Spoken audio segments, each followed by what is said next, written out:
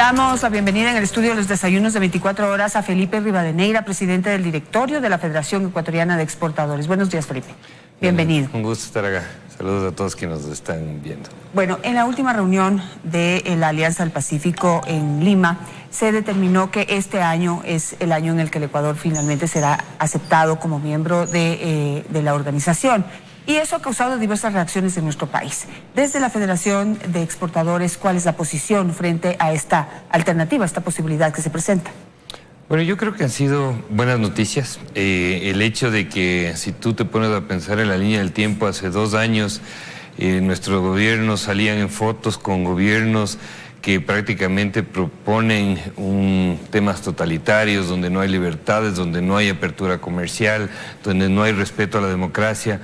Ver ahora a un presidente de la República dentro de un grupo de gobiernos donde son gobiernos que justamente todo lo contrario, ¿no? Es decir, promueven el desarrollo, la libertad, la democracia, el progreso, el empleo, el cuidado del medio ambiente, la integración de las personas, la libre movilidad de las personas. Eso es lo que es la Alianza del Pacífico. Y yo creo que hay que hacer un trabajo muy fuerte de informar a la ciudadanía qué es este mecanismo o este foro de integración, porque no es simplemente un acuerdo comercial. Esto va mucho más allá de un acuerdo comercial, en donde el Ecuador está dando un gran paso en el sentido de ponernos a competir con la octava economía mundial, ¿no? Esas son las ligas mayores que es donde va a entrar el país. Yo creo que deberíamos estar emocionados, la verdad, porque vamos a competir en una capacidad muy importante hacia el mundo en todo lo que implica la Alianza del Pacífico. ¿Cuáles son las oportunidades que vemos ahí? Empecemos por el tema de comercial,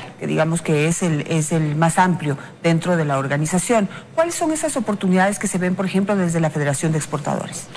Bueno, como te decía, ¿no? Es la octava economía mundial, tienes más de 200 millones de personas que consumen con un PIB per cápita de alrededor de $7,000, entonces estás hablando de consumidores que tienen gran capacidad de consumo. El 80% de las exportaciones que nosotros ya mandamos actualmente a la Alianza del Pacífico, es decir, a México, Colombia, Perú y Chile, son productos no tradicionales. Eso es muy importante, es decir, hay mucha capacidad de que las exportaciones no tradicionales sigan creciendo y obviamente el poder consolidar esta oferta exportable, realizar encadenamientos productivos. Te doy un ejemplo, en Lima conversábamos con empresarios de la Asociación de Comercio Exterior de allá y nos mencionaban cómo ellos, los peruanos, hace 10 años prácticamente no sembraban ni un aguacate. No tenían sembríos de aguacate. Se pusieron a hacer encadenamientos productivos en conjunto con México y ahora junto con México son el principal exportador de aguacate a nivel mundial. Esas son las oportunidades que hay que tratar de aprovechar, ¿no? Yo te digo, yo creo que hay que ver muy específicamente aquellos sectores que puedan tener complicaciones. Yo creo que son muy válidas sus preocupaciones. Tienen que estar ellos inmersos en la discusión, tienen que estar ellos inmersos en las negociaciones, porque obviamente van a tener que buscar encadenamientos productivos y mejorar sus estándares para poder competir a nivel mundial. Y eso yo creo que es muy importante. Sí, y quienes están preocupados son los miembros de la Cámara de la Pequeña y Mediana Empresa de Pichincha, CAPEIPI, la Cámara de la Industria Automotriz Ecuatoriana y la Federación Ecuatoriana de Industrias de Metal. En el caso, por ejemplo, de los vehículos, ellos dicen que mientras al Ecuador ingresan los vehículos con altos aranceles, con tasas especiales, es decir, aquí un vehículo cuesta por lo menos el doble de lo que puede costar en Estados Unidos o en otros países. Entonces, que competir así con otros países de la Alianza del Pacífico va a ser muy difícil. Entonces ahí se sienten en desventaja. ¿Qué se puede hacer, por ejemplo, en ese caso? Bueno, tienen toda la razón para empezar. Toda la razón para empezar, es decir, aquí tú compras, pagas un auto, terminas comprando 2 en realidad. Exactamente. Imagínate lo que la gente o el ciudadano común pudiera hacer con ese recurso que se ahorraría en gastar en un auto, pudiera invertir en, no sé, en negocios, en emprendimientos, etcétera. Yo creo que es algo que tenemos que trabajar, pero por eso te decía que yo creo que es una muy buena noticia, es una muy buena oportunidad, porque esto nos va a obligar a ser tener una eficiencia, no solo desde el sector privado, sino también desde el sector público. ¿En qué sentido? Esos aranceles para este sector tienen que eliminarse, tienen que entrar a competir en igualdad de condiciones, pero no lo uno quita lo otro. Es decir, tenemos que trabajar paralelamente. Yo, como he hablado con los miembros de estas instituciones y les he mencionado, oigan, yo creo que esto es una gran oportunidad, porque si el Estado va ahí, no les puede dejar desprotegidos. No podemos entrar a competir en desigualdad de condiciones, y yo más bien yo creo que ese va a ser el punto de partida, ¿no es cierto?, el kick-off para que la economía se sincere, estos aranceles desaparezcan, estos sobreimpuestos desaparezcan. ¿Y quién va a ser el beneficiado, Janet? Va a ser el ciudadano común, porque justo lo que tú mencionas, ya no vamos a tener que pagar el doble de precio por un vehículo que deberíamos pagar solo por un valor, ¿no? ¿Qué debería pasar si hablamos de eliminación de impuestos con el ISD? Un punto que empresarios, digamos, nacionales y extranjeros han puesto como un ojo desde hace mucho tiempo por las desventajas que trae para la inversión internacional. Ahora que pensamos pues aprovechar este mercado de 225 millones de personas, 38% de Producto Interno Bruto de América Latina, esos son los datos. ¿Qué debería pasar con ese impuesto que no tiene ningún otro país tampoco? Bueno, yo he sido muy partidario de la eliminación absoluta de ese impuesto. Nunca estuve de acuerdo con ese impuesto. Me parece que es un impuesto que en realidad lo que no permite justamente es el ingreso de las divisas. Pero bueno, ya tienes una estructura montada. Tampoco es tan fácil de coger y mencionar y decir lo eliminamos de golpe, porque eso puede generar algunas consecuencias negativas. Lo que hay que hacer es buscar los mecanismos idóneos de devolución. Por ejemplo, que ese impuesto no sea un impuesto en el cual se convierte en un tema de tener que exportar estos impuestos. Es decir, si tú importas materias primas y bienes de consumo que te sirven para producir, como el caso, por ejemplo, que veíamos del tema de los vehículos o el tema del sector exportador, que ese impuesto no sea trasladado ni al consumidor ni a la exportación. Es decir, que de alguna manera se crucen esos valores. Es decir, si el Estado quiere seguir protegiendo la fuga de capitales, lo que todo el Estado menciona, bueno, que lo proteja, pero que no elimine la posibilidad de que estos impuestos se devuelvan y que no afecten a la competitividad, porque en realidad el gran reto que va a ser en la Alianza del Pacífico, como te digo, va a ser negociar inteligentemente y también empezar a trabajar mucho en la agenda de competitividad, porque sin eso no vamos a sacar el beneficio. El acuerdo, nuevamente, esto es igual que el tema de la Unión Europea. El acuerdo es del marco, ¿no? Es decir, es de trazar las reglas, pero de ahí tenemos que sacarle el mejor provecho posible a ese acuerdo. Ahora, ¿cómo podemos sacarle el mejor provecho posible? Es decir, ¿qué es lo que tenemos que trabajar internamente para poder tener esa agenda que tú mencionas? Ya lo mencioné un poco, ¿no? Y lo hemos conversado en la mañana. Yo creo que hay que reducir los aranceles a todas las materias primas de bienes de capital que nos permitan ser competitivos, es decir, que nos permitan bajar esa carga, ese peso que tiene la industria ecuatoriana y el sector de productivo ecuatoriano y el sector exportador ecuatoriano. Hay que reducirla a los niveles más bajos posibles. Hay que eliminar todos esas trabas ineficientes o esos requisitos ineficientes que generan que la empresa se dedique a trabajar para cumplir esos temas en vez de estar buscando nuevos mercados, nuevos negocios, etcétera, y también buscar mecanismos de evolución como el tema del impuesto a la salida de divisas y también trazar una línea para irlo desgravando en el tiempo, ¿no? Yo creo que eso es algo que se lo prometió en diciembre del año anterior. Tuvimos una ley en la cual le faculta al ministro de Finanzas a irlo desmontando y lamentablemente al ser un impuesto que ya no se convirtió tanto en el impuesto de salida de divisas, sino más bien en una fuente importante de financiamiento del presupuesto, nadie lo quiere topar, ¿no? ¿Hay productos que ustedes tengan en la mira que pueden tener oportunidades en este mercado? Sí, totalmente, ¿no? El día de ayer yo veía que hay una balanza, o escuchaba más bien a quienes se oponen al acuerdo o a que el Ecuador se ingrese a la Alianza del Pacífico, mencionaban que hay una balanza negativa con México, porque ese es uno de los puntos que hay que negociar. Es decir, nosotros tenemos que hacer un acuerdo comercial con México, profundizar esa relación para poder tener el acceso a miembro pleno. No te olvides que ahora el Ecuador está como un estado asociado. Entonces, para poder ser un miembro pleno de la Alianza del Pacífico necesitamos tener ese acuerdo con México. Y bien, tenemos un déficit de $600 millones. ¿Pero por qué? Porque México prácticamente no deja ingresar casi nada de los productos ecuatorianos. México es un país de una gran capacidad de consumo. Entonces yo creo que ahí tenemos oportunidades en camarón, en atún, tenemos oportunidades en los productos no tradicionales, en flores. Tienes toda la cadena hotelera de resorts que tienen desarrollado en la Riviera Maya, México, donde puedes tú ingresar con muchos productos de delicatessen que tiene el Ecuador la gran capacidad. Entonces yo creo que tenemos una gran alternativa. Hay que hacer ese trabajo, hay que hacer muchas misiones comerciales, hay que explorar más del mercado mexicano, porque uno tiende a equivocarse, ¿no? Dice, México está aquí cerca, tenemos el mismo idioma, deberíamos tener la posibilidad de hacer negocios, y la realidad es que el sector ecuatoriano no ha sabido explotar ese mercado, porque México también ha sido muy proteccionista con Ecuador, ¿no? Y eso hay que decirlo como hay que decirlo. ¿No han podido ingresar nuestros productos porque no tenemos un acuerdo? Sí, exactamente. Por los aranceles, los requisitos, nos ponen muchos requisitos para arancelarios de etiquetado, etcétera, que no permiten que los productos entren de una manera fácil, ¿no? Entonces, por eso, si tú ves ahorita, tenemos unas exportaciones de alrededor de 180 millones de dólares, en donde los principales productos que van allá son cacao, aceites de grasas vegetales, etcétera, pero no tenemos la gran capacidad. Ellos tienen una industria camaronera que la protegen de una forma muy importante, y ahí tenemos una gran capacidad nosotros, con el gran desarrollo que ha hecho nuestro sector camaronero, para poder atacar ese mercado. Y esa va a ser una negociación difícil, dura, pero hay el compromiso, y eso es importante. Hay que aprovechar esta línea del tiempo para el hecho de que los demás países de la Alianza del Pacífico le hayan combinado, entre comillas, a México a negociar con el Ecuador. Yo creo que hay que aprovecharlo, hay que aprovecharlo y negociarlo inteligentemente. Estoy confiado en el equipo negociador del Ecuador. Ya tenemos la experiencia de haber negociado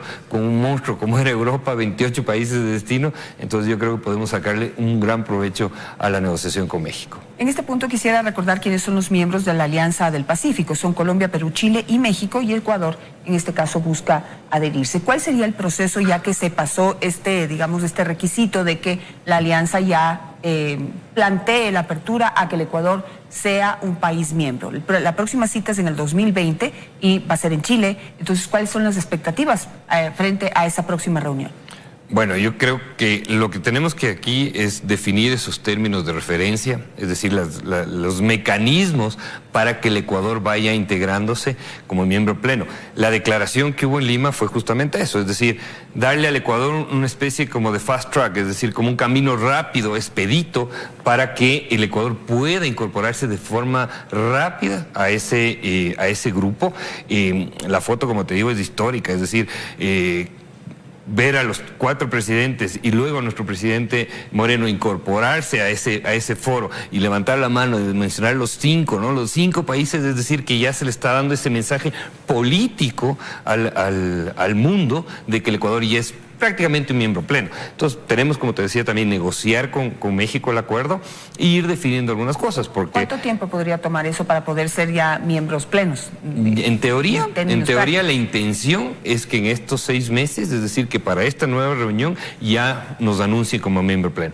Va a depender, como te mencionaba, de la negociación con México, pero también de otros temas. ¿En este año? O sea, sí, con miras a la próxima reunión de la Alianza, ¿ya podríamos negociar con México? ¿Esas son las expectativas? Las expectativas son que para la siguiente reunión, para la siguiente cumbre presidencial de la Alianza del Pacífico, ya tengamos cerrado el acuerdo con México. Y no solo con México, porque lo que te mencionaba, ¿no? La Alianza del Pacífico va mucho más allá también del tema comercial. Hay que ver el tema de la facilitación del comercio, de la integración financiera, las bolsas de valores, la libre movilidad de las personas. Eso es muy importante, la gente no lo menciona. Es decir, que un profesional ecuatoriano pueda ejercer su profesión en México, en Chile, en Colombia, en Perú, sin ninguna limitación.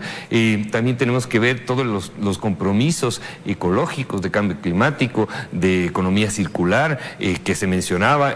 Hubo una discusión muy rica en Lima, donde los presidentes hablaban mucho del tema de la emisión de las huellas de carbono, de cómo sacarle provecho a eso. Es decir, hay una gran cantidad de otros elementos que se tienen que ver.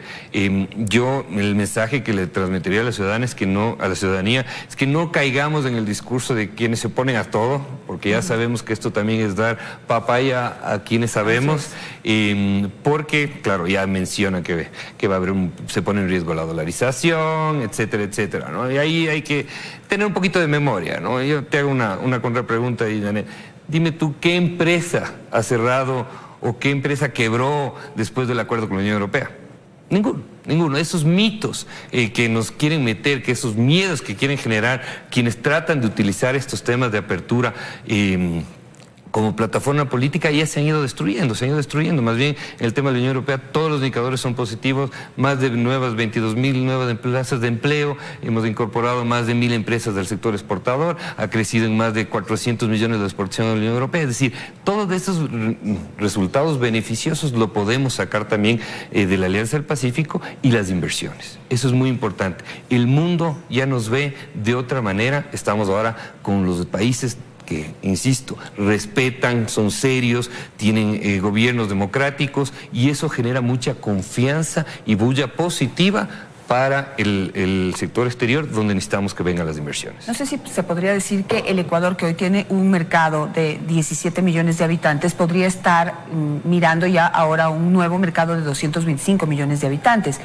Y no sé si también podemos plantear la posibilidad de que no solamente comerciaremos entre nosotros, sino que la idea es que en conjunto se pueda unir fuerzas para poder comerciar con otros conglomerados económicos como la Unión Europea o como los Estados Unidos, es decir, poder negociar en mejores condiciones y en conjunto. Sí, totalmente. Lo que tú mencionas es fundamental. El encadenamiento productivo y la consolidación de la oferta exportable, inclusive la utilización estacional de los sectores agroindustriales en toda esta franja, lo podemos explotar de la mejor manera. Eso va a depender mucho, obviamente, no tanto de los estados, sino de la voluntad de los empresarios en unir fuerzas. Por decirte, no sé, en el Ecuador pongamos a mango. Mango se produce prácticamente de noviembre a enero, febrero, ¿ya? Si es que no estoy equivocado. Y puede ser que en México el mismo mango se pueda producir de marzo a abril. Entonces tú puedes conseguir negocios y ser un proveedor permanente en el año, juntándote con otros empresarios y de esa manera consolidas la oferta exportable, aprendes obviamente también de tecnología, porque la tecnología se va a ir regando por todo este continente, de los beneficios que ha logrado Chile, que ha logrado Perú. Si tú ves, por ejemplo, la canasta exportable del Perú hace 15 años o hace 10 años, era totalmente diferente, era muy básica, tenían 2 o 3 productos de exportación agroindustrial. Ahora tienen una canasta totalmente diversificada y están siendo líderes con esta unión que puedes tú tener con tus pares, ¿no es cierto?, entre el sector privado para poder conquistar otros mercados y mercados desafiantes, como puede ser, por ejemplo, la misma China, el mismo Japón, los mismos Estados Unidos, la misma Europa, donde puedes necesitar volúmenes muy grandes para convertirte en líder de exportación de ciertos productos. Hablando de los peros que se ponen en este momento a la unión del Ecuador a la Alianza del Pacífico, por ejemplo, la necesaria eliminación de impuestos que solo hay aquí, que perjudican en este caso al segmento o al sector de vehículos. Pero también la no solo de vehículos, ¿no? Es prácticamente transversal, ¿no? Ejemplo, es transversal, ¿no? Pero ¿cuáles son los retos para los empresarios ecuatorianos? Porque si vamos, por ejemplo, a hacer alianzas con empresarios mexicanos, para volver al ejemplo del mango, me imagino que tenemos que estar al día en producción, tecnología, todo lo que son las nuevas técnicas de producción, ecológicas, orgánicas, no sé, todo lo que le gusta al mundo. No podemos quedarnos atrás y eso implica inversión. Sí, inversión y, como te digo, una gran oportunidad le veo yo. Es decir, la competencia genera excelencia. Es así, si tú no tienes competencia, te quedas muy cómodo con niveles de inversión muy básicos, porque no necesitas arriesgar. En cambio, el momento que te obligan a competir, y si vamos a ir paralelamente entre el tema de la agenda comercial acelerando, pisando el acelerador a fondo, y la parte productiva tendrá que igualarse de esa misma manera, esa misma velocidad, y buscando salir de esa zona de confort para tratar de ser excelentes en todo, en producción, en calidad, en competitividad, en precios. Y eso también le obliga al Estado. El Estado también tendrá que hacer los sacrificios necesarios. No puede seguir esperando establecer o tener los mismos recursos a través de aranceles, de encarecimiento a la materia prima, a los bienes de consumo, decisiones que las tenía que tomar hace mucho tiempo y que no las ha tomado por un tema prácticamente fiscal, de comodidad también del Estado, ¿no? Es decir, ¿para qué me adelgazo como Estado si políticamente me genera rédito seguir gastando, seguir endeudando? Entonces, ¿qué sufre el sector privado? Esto es una necesidad de ponernos en vanguardia. Tenemos que ser un país de vanguardia y eso es lo que nos obliga a estar en la Alianza del Pacífico. Yo creo que el momento que ingresemos de ahí, el país va a tomar una ruta para el futuro que no nos va a detener nadie y que creo que eso nos va también a blindar de cualquier peligro de esos ideologías extremas que hablaban del desarrollo endógeno, donde quieren que el Ecuador se cierre a la globalización, donde quiere prácticamente estar ahí encerrado sin ver hacia el futuro, sin abrirnos del Ecuador al mundo, ¿no? Así es. Ahí habría que preguntar también cuántas ventajas nos dio, por ejemplo, pertenecer tantos años a la UNASUR. Tú lo has dicho, ¿no? Tuvimos más de 10 años gastando recursos en viajes, en sesiones, en cumbres, en el ALBA. Yo te digo, prácticamente en el ALBA no nos dio absolutamente nada. En la UNASUR tenemos un monstruo ahí, un elefante que nos gastamos un montón de plata y prácticamente era un foro de discusión política donde los ciudadanos comunes no nos vimos beneficiados en absolutamente nada. Aquí en la Alianza del Pacífico es diferente. Mientras se reunían los presidentes, tú tenías los empresarios reunidos en otro lado y muchos estudiantes académicos, todos reuniéndose y viendo oportunidades de emprendimiento, de negocio. Es decir, yo me quedo con muchas frases que se mencionaban ahí. Decían, no es el momento de buscar el empleo, es el momento de que los jóvenes creen ese empleo, que vayan a través de la vanguardia de la tecnología, de los nuevos mecanismos, a buscar esa integración y tenemos una gran capacidad. Yo estoy confiado en que el Ecuador va a salir adelante porque todo lo que nos proponemos lo hacemos y lo hacemos bien. No hay que tenerle miedo a la apertura y yo creo que tenemos que sacarle el mejor provecho posible y después de que seamos miembros plenos ser también un miembro clave de esa alianza. Hablando de empleo, hay otro reto ya para, digamos, gobierno, trabajadores y empresarios y es cristalizar y transparentar y pues avanzar en el tema de reforma laboral, porque eso también nos pone en desventaja frente a otros países en donde tienen un sistema mucho más flexible. Eso también hay que pensarlo, que pues para poder entrar a competir en igualdad de condiciones también deberíamos tener o contemplar la posibilidad de pues poder dialogar frente a las alternativas que se han presentado sobre para mejorar el empleo. Sí, ahí tenemos un gran desafío. Yo te diría que hay que hablar de un concepto muy importante ahí. Más que temas de hablar de flexibilización, etcétera, yo creo que hay que hablar de un concepto que se llama modernización del trabajo en el Ecuador. Necesitamos modernizar. Y yo no soy a favor de precarizar el trabajo para nada. Yo he sido trabajador bajo relación de dependencia muchos años, es decir, uno como trabajador necesita esa estabilidad, etcétera, pero sí tenemos que buscar mecanismos modernos que permitan estar a la vanguardia de todos los nuevos esquemas de negociación que hay. Y eso es en favor de ¿quién? De los que buscan empleo, de los jóvenes que buscan empleo, de los que estamos tratando de generar ese empleo. No puede ser que un emprendedor en el momento actual o con la estructura actual que tiene el país, tenga que arriesgar su patrimonio, por ejemplo, prenda su auto o vende su vehículo para ponerse un negocio, le va mal y a los 8 o 9 meses, como ya tienes un contrato indefinido, te toca liquidar a los empleados como que hubieran trabajado 3 años y te comiste todo tu riesgo en los empleados que contrataste. Eso no tiene lógica, ¿no? Yo creo que ahí tiene que haber mecanismos modernos en que si vas a emprender un empleo hay una flexibilidad de un contrato plazo de prueba de 2 o 3 años del emprendimiento de acuerdo a un monto. Es decir, ¿por qué no podemos sentarnos a discutir estas modernizaciones si eso es a la final en favor de quién? De todos los ecuatorianos. Y es muy fácil caer en el tema político, en el tema del empleo, ¿no? Ahí es igual, como te decía, los mitos que hay en el comercio exterior, también el tema del empleo empieza mucho a decir, ahí está, se nos van a violar los derechos adquiridos, la Organización Internacional del Trabajo, etcétera, etcétera, pero para nada. Yo creo que hay que buscar mecanismos de modernización bien establecidos, con controles serios, en donde los ecuatorianos puedan arriesgarse a crear, porque ya pasamos de ese modelo de la dependencia, de que el estudiante universitario salía de la universidad y ¿qué es lo que quería? Ir a trabajar al gobierno, ir a trabajar al Estado, porque el Estado pagaba 3.000, 4.000, 5.000 dólares con esa inflación que se hizo de sueldos. Más bien ahora no, ahora tú dices a los jóvenes, yo quiero ponerme el empleo, pero hay que darle las condiciones laborales necesarias para eso y también buscar mecanismos y modelos de contratación que sean acorde a las modalidades de trabajo nuevas que existen en el mercado. No podemos seguir con un código de hace más de 100 años, ¿no? Me voy a quedar con eso. Muchísimas gracias, Felipe Rivadeneira, por estar esta mañana con nosotros.